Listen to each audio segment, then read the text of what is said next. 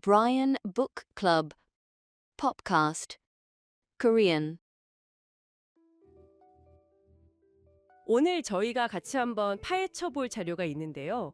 브라이언 북클럽이라는 유튜브 채널 영상입니다. 아, 네. 여기서 북텔링이라는 아주 독특한 걸 하더라고요.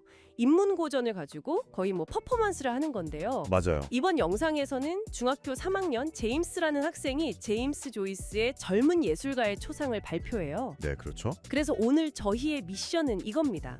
과연 이 고전 소설 한 권이 제임스라는 소년의 입을 통해서 어떻게 우리 모두의 삶에 대한 질문으로 바뀌는지 그 마법 같은 변환 과정을 한번 끝까지 추적해 보려고 합니다. 네, 그 변환 과정의 중심에 바로 북텔링이 있는 거죠. 이걸 처음 보시면 좀 낯설 수 있는데 쉽게 말해서 책을 소개하는 북튜버랑 텍스트를 연기하는 배우의 딱 중간 지점에 있다고 보시면 돼요. 아, 분석과 연기의 결합 같은 거군요. 바로 그거죠. 텍스트에 대한 냉철한 분석, 그리고 그 감정을 온몸으로 표현하는 걸 하나로 묶는 거예요. 영상에 보면 북텔러인 제임스 군도 있지만 이걸 이끌어주는 셰르파 브라이언, 그리고 리스너로 참여하는 레이첼과 준도 함께 등장하거든요. 네, 4명의 상호작용이 중요하겠네요. 맞아요. 이 네 사람의 상호작용을 통해 책 한 권이 어떻게 살아 움직이는지 그걸 볼 수 있을 겁니다. 흥미로운데요. 그럼 이 북텔링이라는 퍼포먼스가 구체적으로 어떻게 설계되어 있는지 지금부터 한번 본격적으로 들여다보죠. 첫 단계가 리허설이던데 여기서부터 벌써 평범하지가 않더라고요. 그렇죠.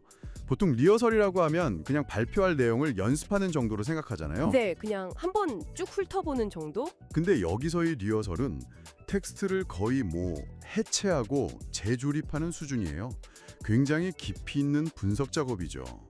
크게 세 부분으로 진행되는데 먼저 6하원칙 브리핑으로 사실관계를 쫙 정리하고요. OW1H요? 네, 그 다음 6하원칙 토론으로 그 의미를 파고들고 마지막으로 섹션 프리뷰로 자기가 이해한 걸 요약 발표하죠. 그 중에서도 저는 그 6하원칙 토론이 정말 인상적이었어요. 어떤 부분이요? 아이들이 웃었다. The fellows laughed.는 정말 짧고 단순한 문장이잖아요. 네, 그렇죠. 사실 저라면 그냥 주인공 비웃었구나 하고 쓱 넘어갔을 것 같거든요. 근데 브라이언과 제임스가 이걸 가지고 토론을 하더라고요. 맞아요. 그걸 그냥 넘어가지 않죠. 심지어 이걸 시간적 배경이 아니라 공간적 배경으로 다시 보자고 제안을 해요. 이게 무슨 뜻인가 했어요. 바로 그 지점이 이 방법론의 핵심이에요. 모든 단어가 주인공한테 어떤 영향을 미치는지 주인공의 감각적인 세계를 만드는 하나의 벽돌이라고 보는 거예요. 아, 벽돌이요? 네. 그래서 웃음이라는 행위 자체보다 그 웃음소리가 만들어내는 분위기, 즉 심리적인 공간에 주목하는 거죠. 심리적인 공간. 네, 그 웃음소리가 주인공 스티븐을 가두는 보이지 않는 감옥이 되는 셈이에요. 우와, 보이지 않는 감옥이라니. 표현이 확 와닿네요. 그러니까 단순히 언제 일어난 일이냐 이게 아니라 그 사건이 어떤 분위기 속에서 주인공을 옥죄고 있었는지를 파악하는 게 더 중요하다. 이런 거군요. 정확합니다. 브라이언이 영상에서 이렇게까지 말해요. 아이들의 웃음이라는 그 공간 속에서 그들이 두려워하고 있다는 걸 느끼는 나의 동작이 더 중요한 거구나 라고요. 와. 이건 단순히 책 내용을 이해하는 걸 넘어서는 거죠. 텍스트를 통해 감정을 직접 체험하고 상황의 본질을 꿰뚫어보는 훈련인 거예요. 아, 그러니까 이건 어떻게 읽을 것인가에 대한 훈련이군요. 텍스트 표면 뒤에 숨겨진 감정의 건축 구조를 읽어내는 방법이랄까요? 맞습니다. 그렇게 의미를 깊게 파고드는 걸 넘어서 이제 그걸 완전히 자기 몸으로 표현해야 하는 단계로 가더라고요. 네, 메인 복텔링이 시작되는데 분위기가 확 달라졌어요. 그렇죠. 이제 본격적인 퍼포먼스의 시작이죠. 한국어 연상 독백이랑 영어 연상 독백으로 문을 여는데요. 여기서 제임스 군의 자세를 한번 주목해서 볼 필요가 있어요. 자세요? 네, 책을 손에 들고 있는 게 아니고요. 옆에 비스듬히 둔 채 거의 정면을 보고 독백을 하거든요. 아, 맞아요. 정말 연기 같았어요. 암기한 거를 읊는가는 느낌이 아니라 문장 하나하나를 자기 안에서 이렇게 꺼내는 느낌. 바로 그거죠. 원고를 외워서 발표하는 거랑은 차원이 완전히 다른 행위예요. 특히 부드러운 회색 공기, 침묵 속에 그는 여기저기서 크리켓 배트 소리를 들었다. 이 부분을 영어로 읊는데 와, 그 장면이 머릿속에 그려지는 것 같더라고요. 그게 바로 체화의 힘이죠.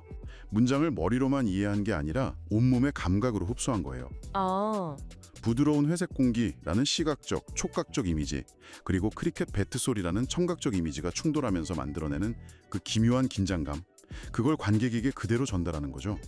이건 제임스가 그 순간 소설 속 스티븐이 되었기 때문에 가능한 거예요. 그렇게 감각적인 독백이 끝나고 나면 다시 또 냉철한 분석의 시간으로 돌아오더라고요. 네, 육하 원칙에 기반한 영어 스토리텔링이랑 영어 질의응답이 이어지죠. 통이 어떨까 생각했다. And he wondered what was the pain like. 였죠. 아, 네. 제임스가 그 문장을 왜 핵심으로 꼽았는지 설명하는 부분이 이 북텔링의 깊이를 정말 잘 보여줘요. 어땠는데요? 그는 이 문장이 두 가지 종류의 고통을 모두 담고 있다고 분석하거든요. 두 가지요? 네. 하나는 선생님한테 매를 맞았을 때 느낄 육체가 쓰라리는 물리적인 고통. 그리고 다른 하나는 그 부당한 상황에서 느낄 마음이 깨지는 정신적 고통.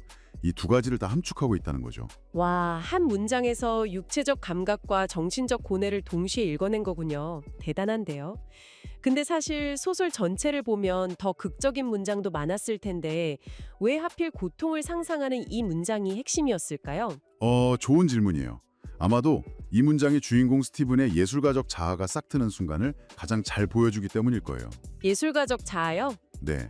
다른 아이들처럼 그냥 맞고 아파하는 데서 끝나는 게 아니라 한 걸음 깍 떨어져서 고통이란 대체 무엇일까라고 사유하기 시작하잖아요. 아하. 자신의 경험을 객관화하고 그 본질을 탐구하려는 태도. 이게 바로 예술가의 시선이죠. 제임스는 그걸 본능적으로 포착한 거고요. 아, 그렇군요. 단순히 아픈 게 아니라 아픔을 사유하는 것, 그게 예술가의 시작이라는 거네요. 그러고 보니 질의응답 시간에 정말 엉뚱한 질문이 나와서 깜짝 놀랐어요. 어떤 거요? 브라이언이 갑자기 소설에 등장하지도 않는 아랍어 선생님의 외모를 묘사해보라고 하잖아요. 아, 맞아요. 저도 그 장면 정말 흥미롭게 봤어요. 그래서 제임스가 잠시 당황하더니 금발의 파란 눈, 작은 입과 큰 귀를 가진 남자 선생님이라고 구체적인 이미지를 만들어내죠. 이게 뭘 의미할까요? 글쎄요. 저는 처음엔 저걸 왜 물어보지? 싶었어요. 그냥 시간 낭비 아닌가 하는 생각도 좀 들고. 하지만 이게 바로 앞에서 말했던 보이지 않는 감옥을 부수는 훈련인 거예요. 아, 이것도 훈련이었군요. 그렇죠. 독자를 텍스트라는 감옥에 가두는 게 아니라 텍스트를 발판 삼아서 더 넓은 세계로 나아가게 하는 거죠. 왜 하필 아랍어였을까? 그 선생님은 어떤 사람이었을까? 이런 질문을 통해 독자는 작가가 남겨둔 빈 공간을 자기 상상력으로 채우는 공동 창작자가 되는 거예요. 공동 창작자요? 네. 그리고 이렇게 상상력의 근육을 키우는 훈련이 있었기 때문에 이 퍼포먼스의 하이라이트인 다음 단계가 가능해지는 겁니다. 아, 그 상상력 훈련이 다음 단계를 위한 빌드업이었군요. 드디어 북텔링의 하이라이트, 존귀한 질문, 리버럴 퀘스천 순서네요. 네. 북텔러인 제임스가 텍스트 속 단 3개의 단어만 이용해서 리스너인 준에게 질문을 던지는 시간이었죠. 맞아요. 제임스가 준비해온 질문이 아주 단순하면서도 강력했어요. 고통이 어떨까 생각하나요? 였죠. 네. 이건 소설 속 주인공 스티븐의 고민을 리스너 준의 삶 한복판으로 그대로 가져오는 아주 효과적인 장치예요. 당신에게 고통이란 무엇입니까? 같은 철학적인 질문이 아니라 당신, 고통이 어떨지 상상해 본 적 있나요? 라고 구체적인 경험을 묻는 거죠. 그리고 준의 대답이 너무 현실적이어서 더 와닿았어요. 어땠는데요? 무슨 거창한 인생의 고통? 이런 게 아니고요. 대학교 과제 마감 이야기를 꺼내더라고요. 아, 과제 마감. 네.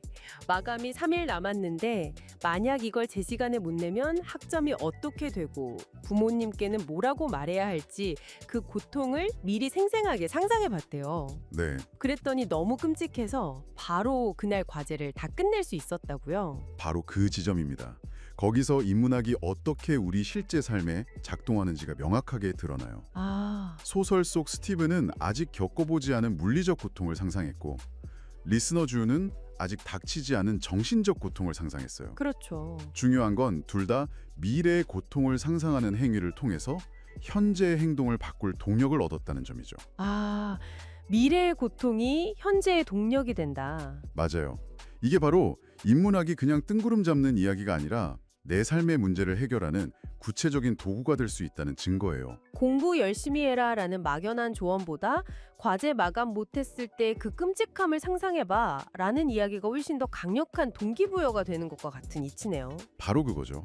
브라이언도 이런 구체적인 개인의 경험을 나누는 게 중요하다고 강조하잖아요. 추상적인 훈수나 조언이 아니고요. 맞아요. 인문학의 임은 보편적인 진리를 개인의 특수한 경험 속에서 발견하게 하는 데 있으니까요. 이 모든 과정의 마지막은 최고의 영어 단어를 선정하는 걸로 마무리돼요. 제임스는 어떤 단어를 골랐을까요? 이건 거의 정해진 답이나 마찬가지였죠. 바로 페인, 고통이었습니다. 그렇죠. 제임스는 페인이라는 단어의 사전적 의미, 즉 육체적 아픔과 정신적 고통이라는 두 가지 뜻을 다시 한번 짚어주고요. 네. 잘 익어놨는 예문 The pain is getting worse를 말해요. 그리고 마지막으로 이 모든 여정의 시작점이었던 책 속 문장 If you were hit, then you will feel a pain를 다시 한번 낭독하면서 긴 퍼포먼스에 막을 내립니다. 듣고 보니 정말 정교한 깔때기 구조네요. 깔때기 구조요? 네.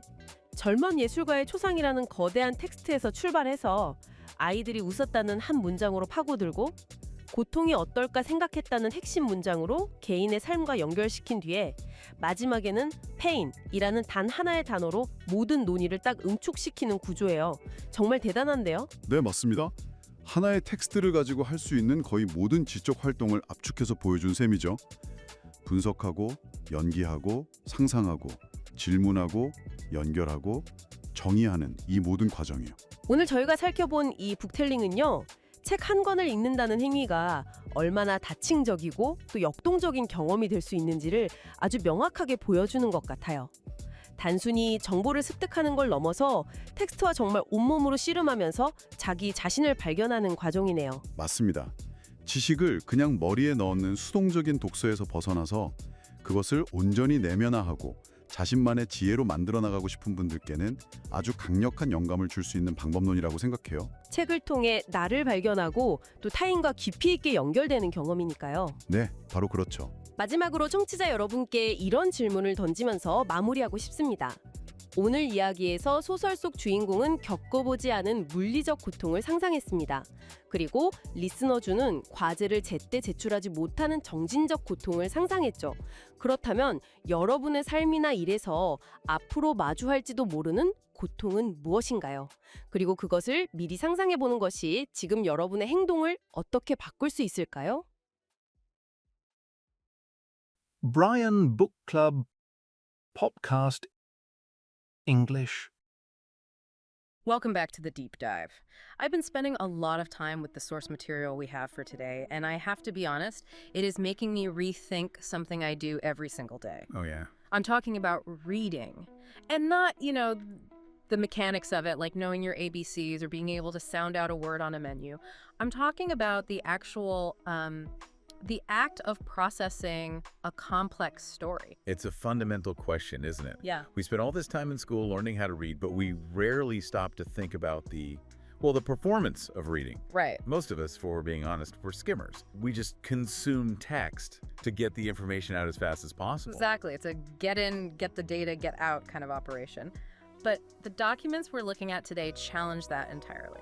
We've got our hands on the internal records of a group called the Brian Book Club, and they've developed this methodology they call book telling. To really understand it, we're going to walk through a transcript of a specific session featuring a third-year middle school student named James. And just to set the stakes here, James isn't reading a comic book. He's not even reading like a young adult adventure novel. He is tackling James Joyce. Yes. Specifically, a portrait of the artist as a young man. Which, let's be real, is a heavy lift for a literature major in college, let alone a middle schooler. It's dense, it's very psychological, and it's full of these really specific, very Irish cultural markers from the turn of the 20th century. It is not an easy text to just skim. So here's our mission for this deep dive. We're going to unpack the architecture of this book-telling method. We want to see how this very rigid, almost ritualistic structure helps a student like James move from just looking at words to, actually living inside the text. Yeah. We've got transcripts of his rehearsal, his performance, and the discussion that followed with the listeners, Rachel and June, and the presider, a guy named Brian. And what I love about this case study is that it shows how constraints, rules, angles, specific question formats can actually unlock a huge amount of creativity. Okay, let's start with that structure. Because looking at the manual in our source stack, this isn't just stand up and read chapter 3. It's broken down into phases. Right. You have a rehearsal phase and then a main book-telling phase. But before we even get to the words, there's a physical requirement that really caught my eye. This 45-degree angle rule. This is fascinating. So think about the default way a student reads aloud in class. They stand up, they hold the book with two hands right in front of their face. Creating a barrier. Exactly. A barrier between them and the room, and they just read. You hide behind the book. It's a shield. In the book-telling method, that is forbidden. The book teller, so James, in this case, he cannot hold the book. It has to be placed on a stand or a table. And positioned diagonally at a 45-degree angle to his body. Why so specific? Is that just to look fancy? No, it's actually functional. It forces a very specific rhythm of engagement. The guide describes the goal as a calm, reflective utterance. So because the book is off to the side, James has to look down to scan the text. The manual uses the word peering, and then he has to physically lift his head and look straight ahead to deliver the line. So he can't read and speak at the exact same time. Exactly. It breaks that mechanical link. You can't just robotically drone on because you aren't looking at the words while you speak them. You have to look down, take a mental snapshot of the phrase, process it, lift your head. And then deliver it, like an actor. Like an actor performing a monologue, yeah. Yeah. It forces you to internalize the sentence before you share it. That makes so much sense. It creates a natural pause. It slows the whole interaction down. And that slowness is the entire point. It turns reading from a passive intake of data into an active output of emotion. Okay, so that's the physical setup. But before James even gets to that performance, he goes through this whole rehearsal phase. And reading the transcript, this isn't just a vocal warm-up. They're doing a 5W1H briefing. You know, who, what, where, when, why, how. This is where the deep analysis starts. Before he performs, he has to understand the architecture of the scene. And in this session with James, there was a really illuminating debate during the 5W1H discussion about the background setting. I wanted to ask you about that. There's this back and forth between James and Brian, the presider. Yeah. James is trying to identify the background of the scene. Right. And he points to the phrase, "the fellows laughed." Right. The other boys in the schoolyard are laughing. And initially, James categorizes that as a time background. Which is a very logical, linear way to think, you know. If you asked a computer, when did this scene take place? It might answer, it took place while the fellows were laughing. It marks the moment in time. But Brian pushes back on this. He challenges James. He does. Brian asks James to recall a previous discussion they had. He argues that in this context, the laughter isn't a marker of time. It's a marker of place. Of place. He wants James to view it as a spatial background. That feels abstract. How can laughter be a place? Well, think about the atmosphere of a middle school playground. Brian is arguing that the laughter of the other boys creates a container. It creates an environment. Stephen, the protagonist, is trapped inside that wall of laughter. Oh! The laughter is the room he's standing in. That's a subtle shift, but it changes how you visualize it completely. Instead of, it's 3.0 BM and boys are laughing, it becomes, I am surrounded by a hostile space made of noise. Precisely. And in the transcript, they agree on this interpretation. The fellows laughed is the external environment, and the protagonist's internal reaction, his fear, is the event happening inside that space. It moves the student from just answering a test question to really analyzing the mood. The psychological pressure of the scene, exactly. And that contrast seems to be central to the passage James chose. He picks up on these incredible sensory details. You have the laughter, but you also have the description of the air. The soft gray air. Such a quiet Irish image. And the silence. But then that silence is broken by very specific sounds. This leads us into the main book-telling phase. Right. James performs what they call the imaginary monologue, and because he has analyzed this space of the laughter, he really leans into the auditory details. Joyce is a master of sound design, and James highlights that. He describes the sound of the cricket bats hitting the ball. The text uses this great onomatopoeia, pick, pack, puck, puck. It sounds rhythmic. It sounds like a game. Pick, pack, puck, puck. It's almost lighthearted. It is. It's the sound of sport. But then James introduces the counter sound, the threat, The pandy bat. the pandy bat. Okay, we need to stop and unpack the pandy bat. Because before reading this transcript, I assumed, maybe naively, that this was just, I don't know, a wooden ruler or a cane. No. But the description James pulls out of the text is genuinely terrifying. It's visceral. The pandy bat was a specific tool used for corporal punishment in these schools. And James, in his monologue, Make sure to emphasize the materials. It isn't just wood. No. The text says it is made of whalebone and leather. And the kicker, it has lead inside it. Lead, so it's weighted. It's designed to be heavy. It's a weapon, essentially. It's designed to inflict a deep, bruising pain without necessarily cutting the skin like a cane might.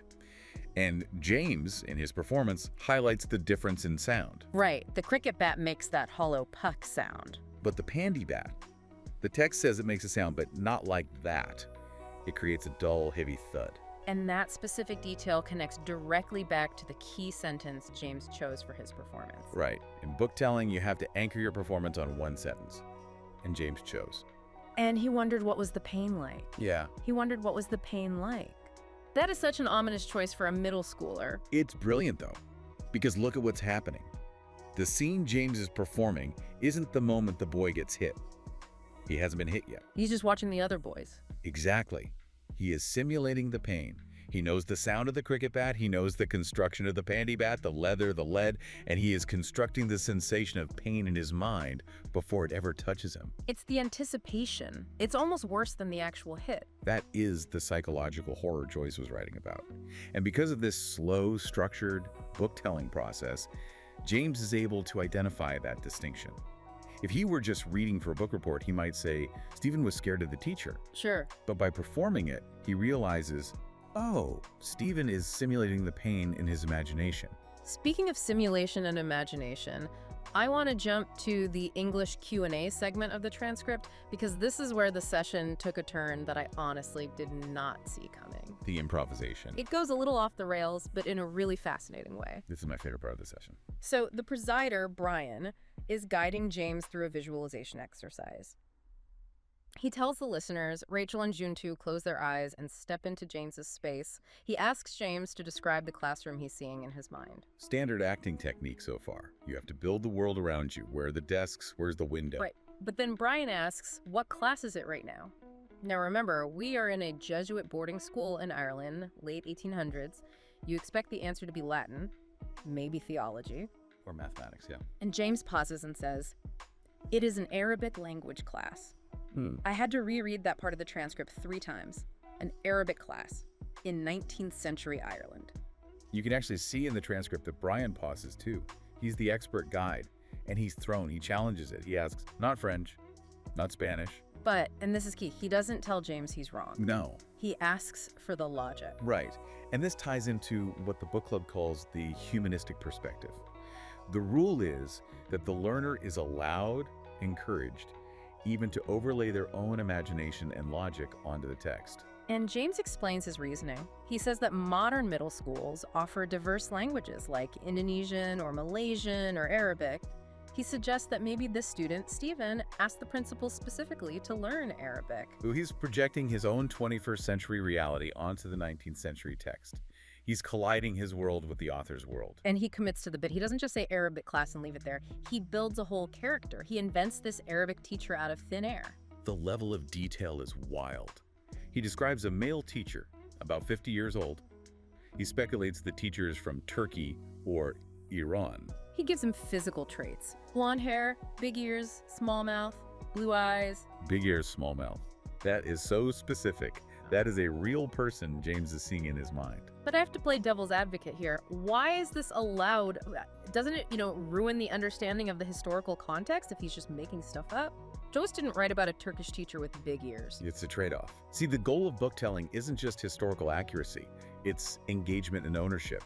If James just memorizes it was a Latin class, that's a dry fact he'll forget after the test. True. But by inventing a Turkish Arabic teacher with big ears, James has co-created the scene. He owns that classroom now. So the fear he feels in that room becomes more real to him because he built the room? Exactly. He has populated that spatial background we talked about earlier.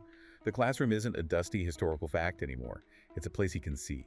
That is a really interesting pedagogical stance. You sacrifice a little bit of accuracy for a massive gain in emotional connection. And once he's built that world, the session moves to the next segment, the liberal question. Right. Define that for us. What makes a question liberal in this context? In their structure, the liberal question is a constraint. The book teller must create a philosophical question for the group. Yeah. But he's only allowed to use 3 words derived from the text section. And James asks, do you wonder what pain is like? Simple, direct. He takes that internal fear of Stephen Dedalus and turns it outward to the group. And Jun, one of the listeners, answers, and I love this answer because it completely leaves the world of the book. Jun doesn't talk about physical pain or pandybacks. He talks about university. This is the application phase. Jun connects the abstract concept of anticipating pain to the very real stress of assignment deadlines. We have all been there. Jun shares this story about having 3 days left on a big deadline, 0 work done, and he says that to motivate himself, he used that exact same mechanism Stephen used. He imagined the pain of failing. He simulated the consequence. He asked himself, if I don't submit this, what happens? And in that mental anguish, that imagined pain became the fuel he needed to actually sit down and do the work. Brian points out in the transcript that this is a huge leap from how adults usually talk to students. Usually it's just don't procrastinate or study hard. Right, don't procrastinate is an instruction, it's a command. But Jun's story is an empathetic experience. He's saying, I felt this fear and here's how I used it. It bridges the gap between a 100-year-old Irish novel and a modern student's life. It's amazing how we went from a lead-filled bat in Ireland to a university library deadline, but the emotion is the bridge. The technology changes, bats versus deadlines, but the neurology doesn't. The way we process fear and anticipation is the same. So we wrap up the session with the final segment, Best English Vocabulary.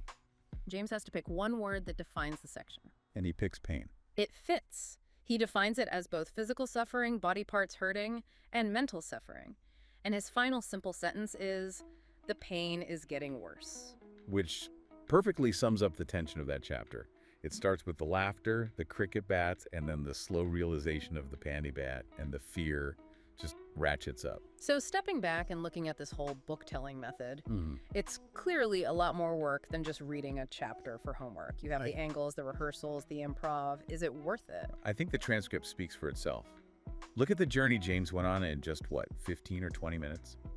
He analyzed the physics of sound, the cricket bat versus the pandy bat. He analyzed the spatial nature of peer pressure. He invented a character. He used his imagination to invent a character and populate the room. And then the group connected that literary fear to their own real-world anxiety about school. It's engaging with the text on every possible level: sensory, spatial, creative, and emotional. Exactly. If he just skimmed it, he would have missed all of that. He probably would have missed the details about the lead and the bat. Yeah. He certainly wouldn't be thinking about whether he uses fear as a motivation tool in his own life. The structure. The structure, the 45-degree angle, the monologues. It forces you to dwell in the text long enough to make it yours. It effectively turns the reader into a co-author. That is the perfect way to put it. By performing it, you are rewriting it in your own voice, even if you're using the author's words. It definitely makes me want to rethink how I read. I'm not sure I'm going to start standing up and looking 45 degrees away from my Kindle at a coffee shop, but the idea of calm, reflective utterance is appealing. It's about intentionality. Yeah. Even if you don't use the stand, just pausing to visualize the space of a scene before moving on could change how you retain information. Just maybe skip the part about the lead-weighted bat. Definitely skip the bat. Well, that brings us to the end of this deep dive into the world of book telling. It's a reminder that reading doesn't have to be a passive download of information. It can be an act of creation. And it leaves us with something to think about regarding that central theme of the session. Right. The session hinged on the idea of wondering what pain is like before you actually feel it. Stephen Dedalus was paralyzed by the anticipation. Jun used that anticipation to get his work done. So the provocative thought for you to carry with you today is this. In your own life, does the fear of a painful outcome control your decisions more than the outcome itself? Are you paralyzed by the pandy bat in your imagination, or can you use that simulation to drive you forward? Something to chew on. Thanks for listening, and we'll see you on the next deep dive.